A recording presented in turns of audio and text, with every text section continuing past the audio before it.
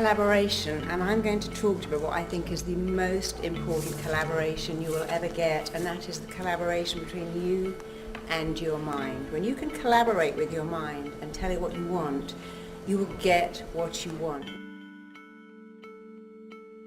What I believe is you need to know 4 things about your mind, and if you put these 4 things into practice, you will have success across the board at every level. So let me tell you what these 4 things are about your mind.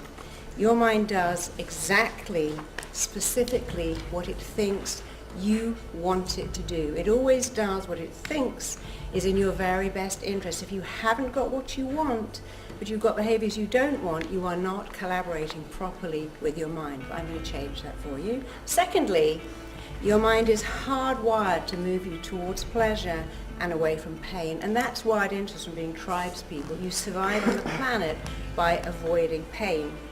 Thirdly, the way you feel about everything all the time is only down to 2 things: the pictures you make in your head and the words you say to yourself. And fourthly, your mind loves what is familiar. It is programmed to keep going over and over again for what is familiar. If you want to succeed at any level, you have got to make what is familiar unfamiliar and what is unfamiliar familiar. So let's start with 1.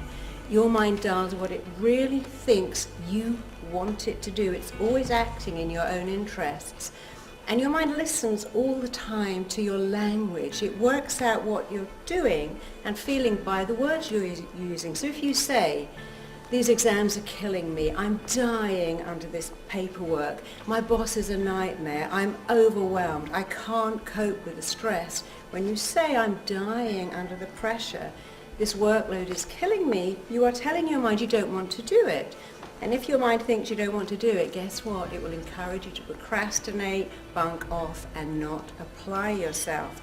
Your mind is so very, very specific to the words you use that if you say, "I'd love a week off in bed, I'm overwhelmed with this stress, I just wish I could have a week off at home lounging around," your mind goes, "There you go, I've given you the flu. Didn't you ask for that? You said you wanted a week off in bed, and I've given you the flu. There's your week off." If you say, "I'm dreading having to give that presentation next Wednesday, I'd do anything to get out of it," your mind's like, "Okay, why don't I wake you up with a migraine or an upset stomach?"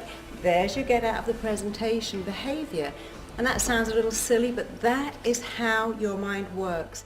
So I worked with a footballer who came from nowhere. He was playing for not any division team, and he went straight into the Premier League. And he wasn't very tall, and he said, I feel daunted because I'm not tall. And I said, okay, so imagine you're Maradona. Do you think Maradona says that when he goes on the pitch? "I don't feel tall enough"? Of course he doesn't. Do you think Michael Owen does that? You have to change your thinking and change your words, because the pictures you make in your head and the words you say to yourself will change everything. That's all you have to do. Arnold Schwarzenegger said, "Modesty is not a word that applies to me in any way at all. I hope it never, ever does." And I love that. And Muhammad Ali said, "It's people's fear that stops them taking on challenges." I told myself I was the greatest before I even was. I believed in myself. And then guess what? I became the greatest. So what a concept. He told himself he was the best. And he became the best, but he didn't just go, "Yeah, I'm the greatest me." He trained, he worked out, he was disciplined, he believed he was the best. And I worked with the top of their game, top CEOs, top actors, top everything, top rock stars. They all have to tell themselves they are the best, because what's the opposite of that? "Oh, I'm just average, I'm not really good enough, I can't really do this, it's too hard, it requires too much commitment." I just showed you whatever you tell your mind it believes. So tell it better things. First you make your beliefs, and then your beliefs make you. And if you believe in yourself, other people will believe in you too. And when you stretch your mind to a new dimension, it never, ever, ever goes back, because your potential expands as you move towards it. You can't even know what your potential is. So when Roger Bannister wanted to run a mile in under 4 minutes and no one had done that, he did these 4 things. He told himself, I want to do that. I want to make it happen. He linked massive pleasure to doing that. He saw constantly his body going through the tape at 239 seconds, and he made it familiar because he did run a mile in under 4 minutes. And that same year, 8 more people did it. The following year, 57 people did exactly the same thing. So he made what was unfamiliar familiar. You have everything to gain by doing these 4 things. Tell your mind exactly what you want. Use really detailed, descriptive, positive, powerful words. It's not positive thinking, it's rewiring your brain for success. And that is success across the board, not just in business, not just in athletics, but in everything, even in your relationships.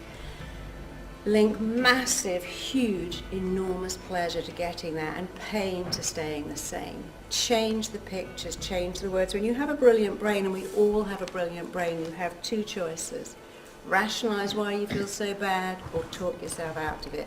I can't cope with these exams. I'm not getting enough sleep. Well, change that to, this is temporary. I can do this. I want to do it. I'll sleep later. And make the familiar unfamiliar. Most important, make self-belief so normal to you that everyone else believes in you too.